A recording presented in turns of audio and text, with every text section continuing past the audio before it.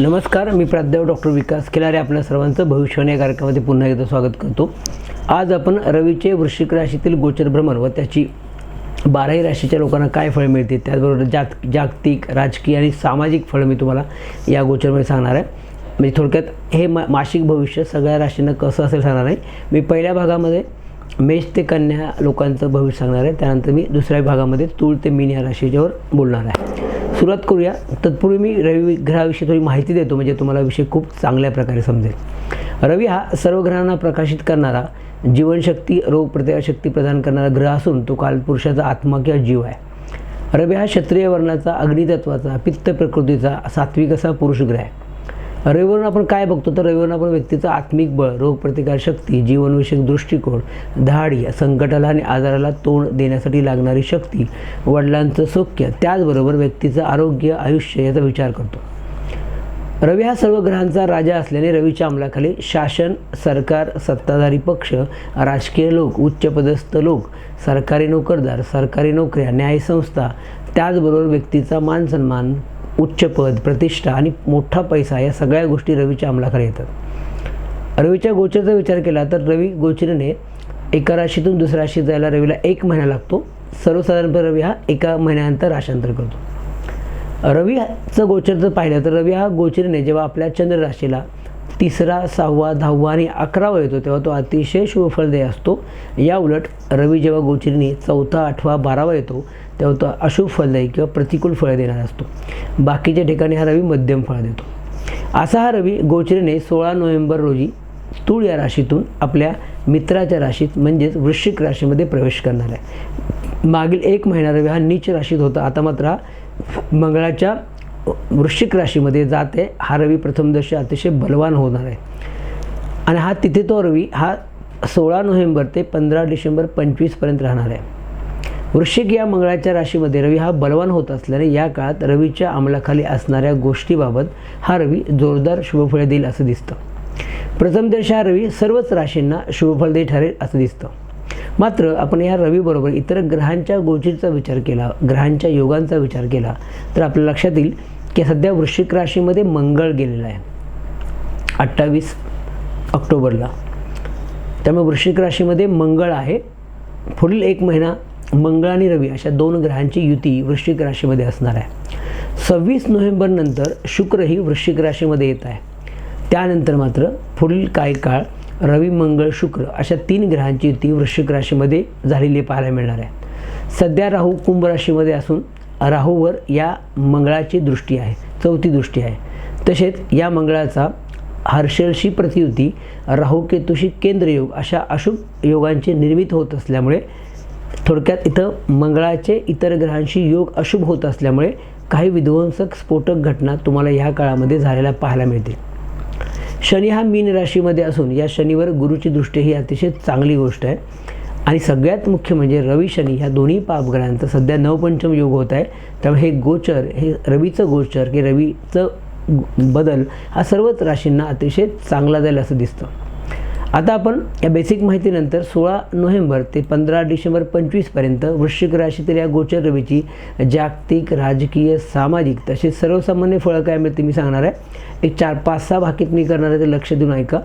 पहिलं भाकीत आहे ते असं की हा काळ सत्ताधारी पक्ष, सरकार तसेच राजकारणी लोकांसाठी अतिशय उत्तम जाणार आहे। का तर रवी शनीचा नवपंचम योग आहे, शनीवर गुरुची दृष्टी आहे। या सगळ्या गोष्टीमुळे हा काळ सत्ताधारी पक्ष म्हणजे भाजपसाठी, त्याचबरोबर महायुतीसाठी, सरकारसाठी आणि राजकारणी लोकांसाठी अतिशय चांगला जाणार आहे। सध्या 15 डिसेंबरपर्यंत होत असलेल्या निवडणुकीमध्ये भाजपला किंवा महायुतीला किंवा एखाद्या धार्मिक पक्षाला चांगलं यश मिळेल असं दिसतं। म्हणजे बऱ्याच ठिकाणी तुम्हाला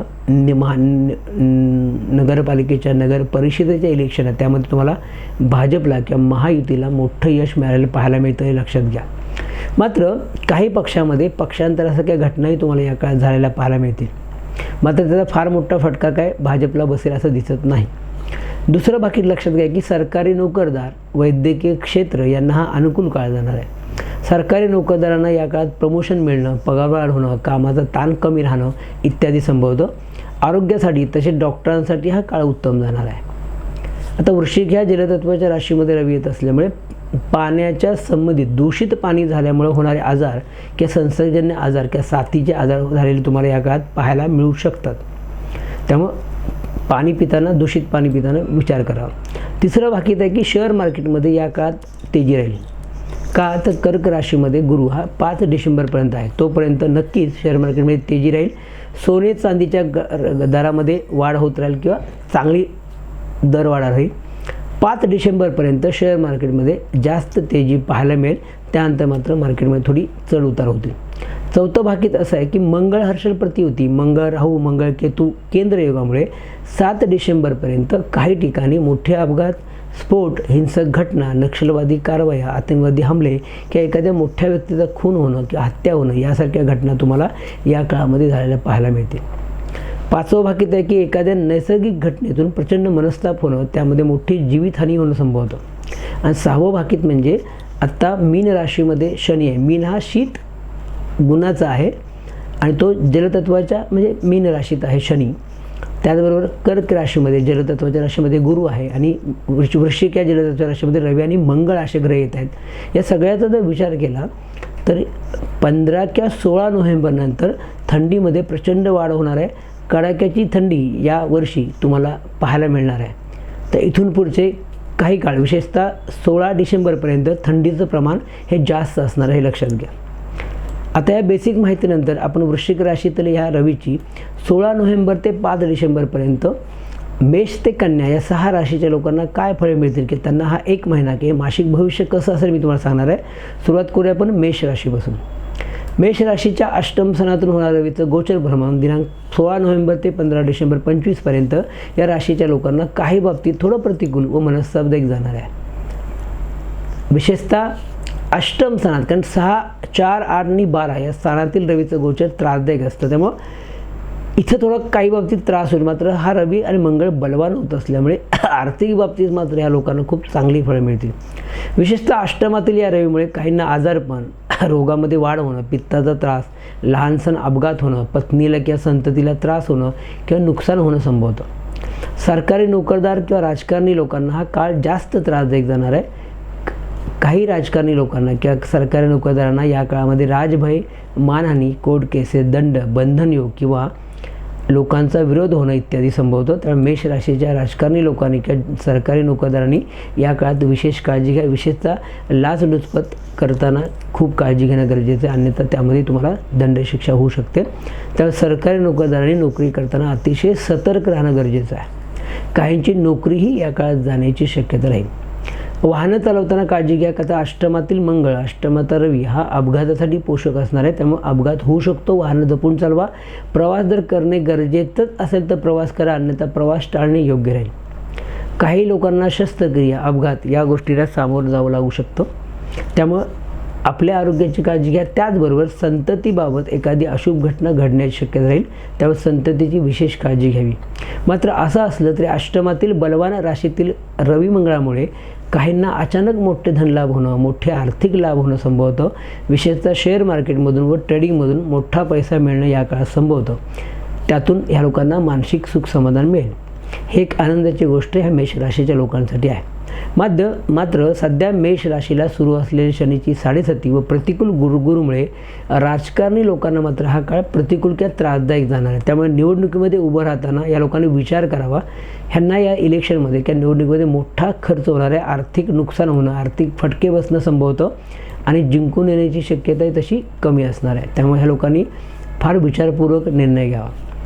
कोणते दिवसांना जास्त अशुभ जातील तर विशेषतः मेष राशीच्या लोकांना 20, 21, 22, 30 नोव्हेंबर व 1, 8, 9, 10 डिसेंबर हे दिवस मानसिक अस्वस्थता, चिंता देणारे जातील.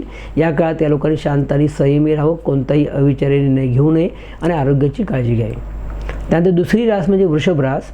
वृषभ राशीच्या सप्तम स्थानातून होणाऱ्या रवीचं गोचर भ्रमण दिनांक 16 नोव्हेंबर ते 15 डिसेंबरपर्यंत या राशीच्या लोकांना थोडं प्रतिकूल आणि वैवाहिक बाबतीत विशेषतः जास्त मनस्तापदायक जाणार आहे.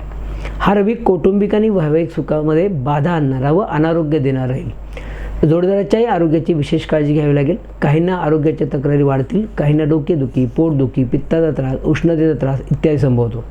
आईशी मतभेद या काळात संभवतील. मात्र हा रवी राशीगत बलवान येत असल्याने व चतुर्थेश रवी सप्तमात येत असल्याने काहींना वाहन, वास्तू, प्लॉट खरेदीचे योग येतील.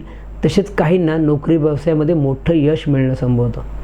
वृषभ राशीच्या राजकारणी लोकांना यावेळी आता अपेक्षित यश मिळणार नाही असं दिसतं किंवा निवडणुकीमध्ये त्रास होणं, तिकीट न मिळणं, तिकीट नाकारणं इत्यादी घटना घडू शकतात.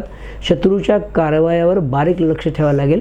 वृषभ राशीच्या लोकांना सुद्धा हे इलेक्शन किंवा निवडणूक फारशी चांगली जाणार नाही. कुठले दिवस जास्त खराब जातील तर या राशीच्या लोकांना विशेषतः 23-24 नोव्हेंबर व 2, 3, 10, 11 डिसेंबर हे दिवस मानसिक अस्वस्थता, चिंता देणारे जातील. या काळात या लोकांनी शांत आणि संयमी राहावं. कोणताही अविचारी निर्णय घेऊ नये. आरोग्याची काळजी घ्यावी. त्यानंतर पुढची तिसरी रास म्हणजे मिथुन रास. मिथुन राशीच्या षष्ठ स्थानातून होणारं रवीचं गोचर भ्रमण 16 नोव्हेंबर ते 15 डिसेंबर 25पर्यंत या राशीच्या लोकांना अनुकूल आणि शुभदायी जाणार आहे. का तर षष्ठातून होणारं रवी मंगळासारख्या पापग्रहांचं गोचर हे नक्कीच चांगलं असतं. तृतीयेश रवी म्हणजे पराक्रमेश रवी हा षष्ठ स्थानामधून जात असल्यामुळे या लोकांच्या कर्तृत्वात आणि धाडसामध्ये आता वाढ होणार आहे. हाती घेतलेल्या प्रत्येक कामामध्ये या लोकांना यश मिळेल. यांच्या शत्रूचा नाश होण्याचा, शत्रूवर विजय मिळेल.